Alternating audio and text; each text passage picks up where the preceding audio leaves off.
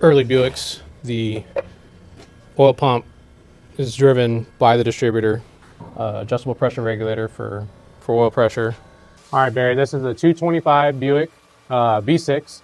So this is a customer's motor, brought it in, got a lot of hot parts on it, and this is kind of the beginning stages of it. Block spin machined. I can zoom in over there. That's the block.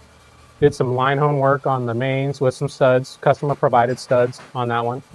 So it's getting ready to be final bored, or final honed, I should say.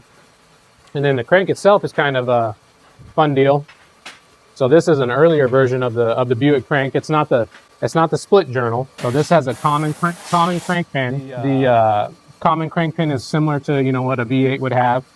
The later style Buick V6s had a split pin, and we can use a standard weight for our normal V8 setups on these ones. The split pins actually use thinner weights. The weights are just stacked on there just for storage purposes, but they're thinner. So so you can fit them on the small journal? Exactly, yeah. They do narrow them down quite a bit compared to, the standard V8 blob weights. So this crankshaft would be based on the small block Buick, I guess? Yes, yeah. The early version, this block would have been 64 to 71 is what this block would have been. And these ones still do external counterbalance on it. So the harmonic balancer has a weight built into it. And then there you can see that, Then the flywheel itself, some flywheels have external weight put on there, aftermarket style. This one has weight drilled on the opposite side. So it's still counterbalanced, it's just built into it. So on this last leg here, as far as being balanced, and then from here, we'll do a final polish when we do the assembly on it. So block neck, and moving and grooving on it. That's cool. Don't have an application for it, so I'm not sure what the customer's putting it in, but he brought us a buffet of parts for the most part to put on it. So we're going through.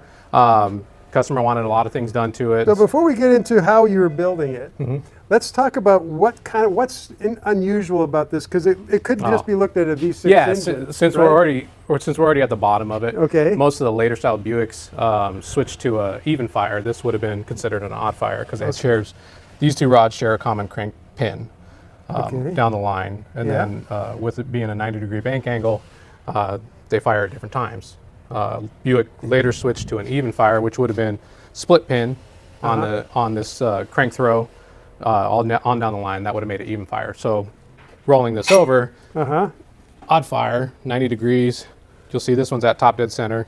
It is below the deck, but that's just the way they are. But it's top dead center, and then this one's significantly farther down. So it makes it odd fire. So normally on an even fire, there would be a piston on each bank that would be at the top dead center. Exactly. On either side. Perfect. Yeah. Okay. Yep. And here we don't ever get that. Yeah. Yeah. This is a, like I said, very early version. Then they switched to the even fire. Okay. So split pin. All right. But yeah. So sorry, I threw you off. No, that's good. No, I forgot about that. And while we had it upside down, you might as well talk about it. Yeah. So line hone was done on it, bore honed and surfaced. This one was a pretty good candidate for a rebuild. Nothing too major as far as wear-wise goes. And then customer provided us performance cam, and then he brought us, like I said, the buffet of parts to put on it. Okay, we get the fun stuff here. Yeah, he had this one. It looks like it's ceramic coated. Edelbrock intake, made for these. Went to TA Performance, which is local here in Arizona, in Scottsdale. We're in Glendale, but went to TA Performance for some aluminum heads, and I believe the springs match the cam as far as what I was reading on their cam specs. Okay. Some pretty hot valve covers. Oh, look at that. Yeah, they look great. Yeah, these ones with the insignia on it, Grand National logo, similar to what the Grand National logo but this Buick V6 was based on the 300 small block V8, wasn't it? Yeah, it would have been way earlier than that was even conceived, you know what I mean? So, but it's going to be fun. So, roller rockers, all kinds of stuff. Still with a flat type of camshaft, but okay. Should be more than enough power. Right, I'm particularly interested in what the customer is going to put it in, because like I said, we don't have an application on it. So it's going to be interesting to see what they put it in. I always like seeing on the invoices what customers are putting it in. I just took an order for a 327, and it's going to go in a 98 Wrangler. Guy's already got one in it. And it's not uncommon that people put Chevys and Wranglers, but it's nice. It's nice seeing on the invoice what they're putting it in. It's fun. It's fun. I guess with the Oddfire, it was kind of famous to be known to be a little bit of a rough idle and kind of a loping thing going on.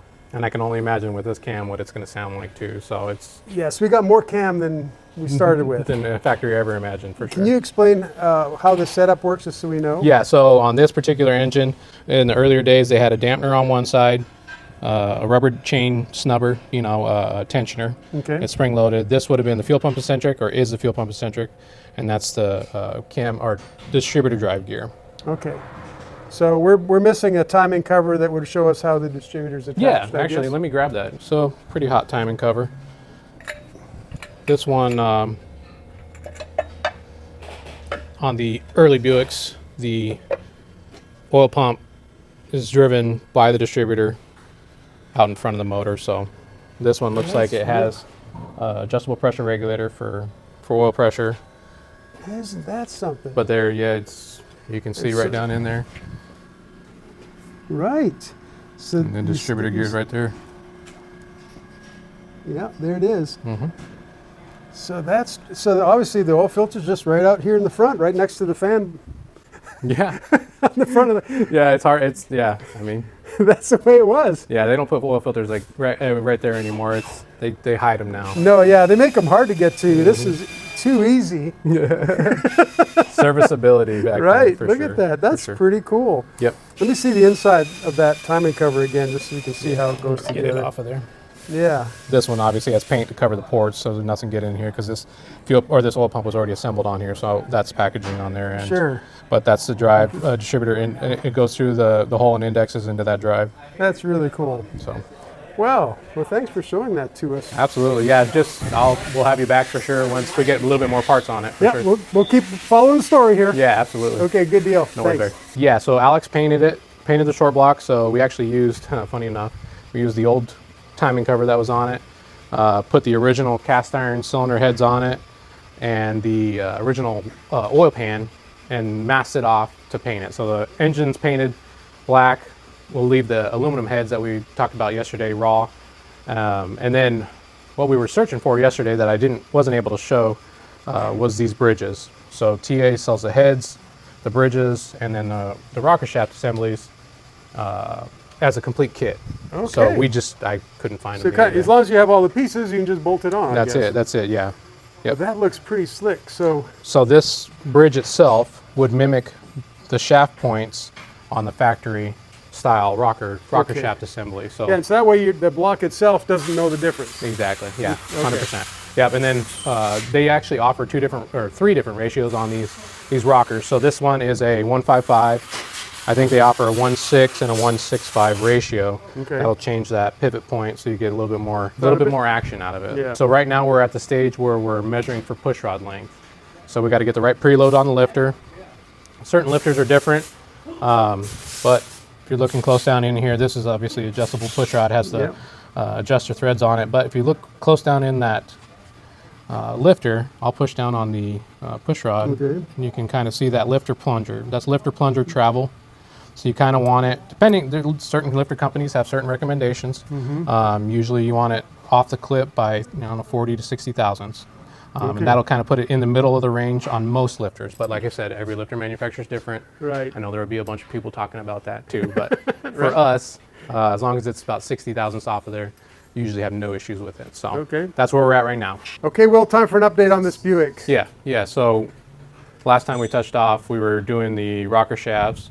To get the pattern correct and then to get the preload correct, we're having to shim these rocker stands up to adjust this wear pattern on the valve tip.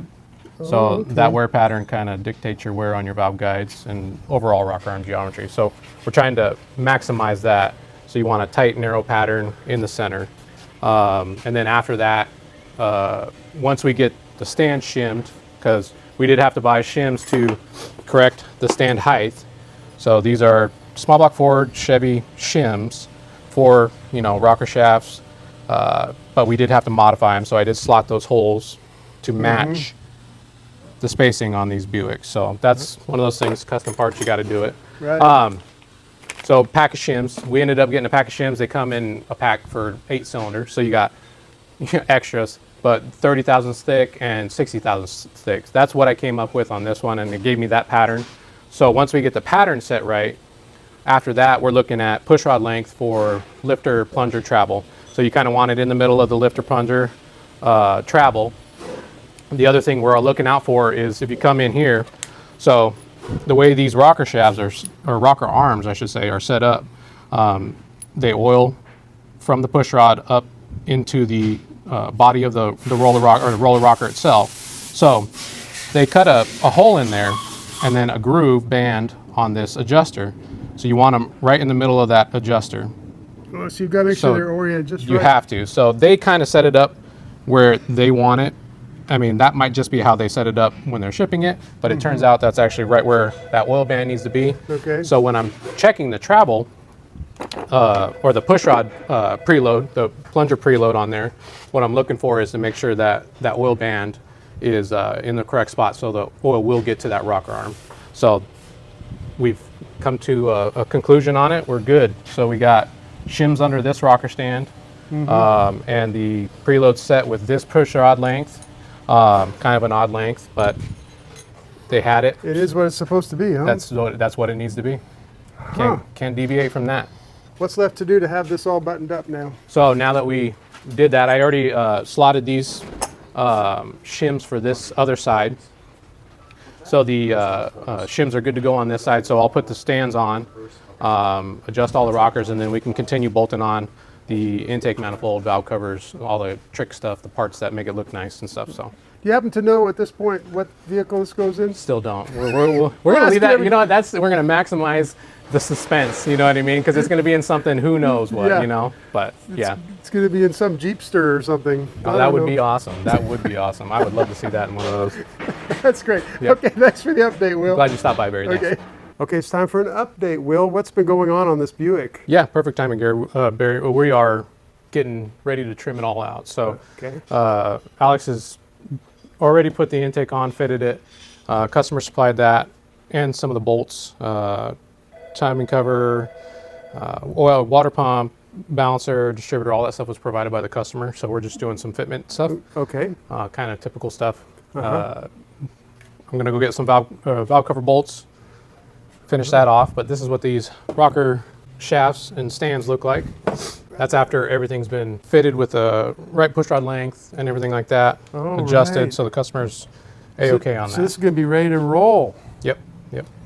Wow, that's quite a setup. So it's a good thing you stopped by because there's always something. Yeah, there is. Always some custom fitment stuff. So what happened in this one? All right, so this one is the oil pan side of it. So the customer has a couple little bits that require some customization. So the customer provided studs for the mains, so we line honed that. What happens is the length of the stud going into the block is a little long, so they protrude up a little bit. Cut those down because these studs on the end were actually interfering with the oil pan. So this is a custom oil pan as well. It gives you extra volume. Company sells these, they weld an extra sump onto it. All right, they are tight in here, which is how they manufacture it. So we do dimple a little bit to clear, but it was still hitting these studs. So we have to cut those down. The nuts are big on these ones. That's just the way ARP sells these studs. In this case, it was still tight around the back of the oil pan. So I did dimple it a little bit just to get clearance, but still tight in this main cap area. So really, okay. This is the original stud that ARP sells the stud kit with. This is a 12-point nut. So original nut, 12-point nut. Physical size is smaller. If I look straight down on it, what a difference in size. Exactly, yeah. So I was able to take this off, still fit the oil pan on. So I knew the nut was the issue. Luckily, we have spare ARP hardware here. Okay. That just happened to work out for that one. So everything's good on that end. Now we can button it up. Another thing to note, since it is a deeper sump, it'll work with the factory pickup tube. They sell you a billet extension right here, and they sell two different types too. Oh, interesting. So this will make up the difference in the depth of the oil pan that they extended. And then they sell two different types. They sell this one, and then they sell another one that'll be used with a stud girdle. So if you had a stud girdle, it'd be a little bit extra long. Okay. The stud girdle would, I'm assuming the one that they're after or they're using would go all the way around the oil pan and timing cover, and that would raise everything up. So you would double gasket it. That would be similar to what like Chryslers use. Chryslers use a couple oil pan gaskets and then a windage tray that goes in between. Not necessarily a stud girdle, but similar type of deal. Similar idea, yeah. Yeah, exactly. Nothing just bolts together. It's always some custom deal. And when you say you're dimpling it, you're just kind of banging out a little bit of space. Ball peen hammer, you know, a little bit of fitment stuff. Yeah, Yeah. that's kind of the way it is. What you got to do. Yep. Did you ever learn what this is going into? They did say it was going in a Jeep, but I'm not sure what model Jeep. Okay. So if it was that Jeepster, It's a good guess anyway. that would be awesome. Yeah. It'd be pretty interesting to see. All right. Well, if the customer ends up sending you a picture, Absolutely. that would be awesome. I'm going to demand it. Let's just say that. Okay, thanks, Will. Thanks, Barry.